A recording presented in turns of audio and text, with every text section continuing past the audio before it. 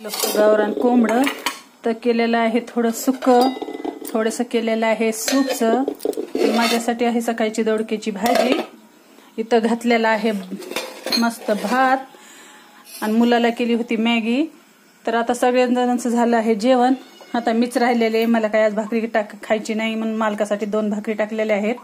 तर मी लावणार आहे इथं गरमागरम बेसन पोळी. आणि बघा 3च माणसं, तर मुलासाठी केलती मॅगी.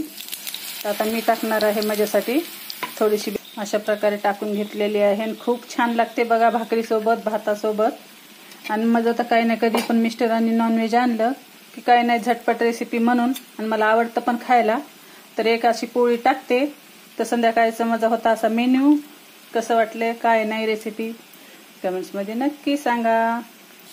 आणि मस्त अशी टाकलेली आहे मला गरमागरम बेसन पोळी. तर या मग सर्वजण संध्याकाळचं जेवायला.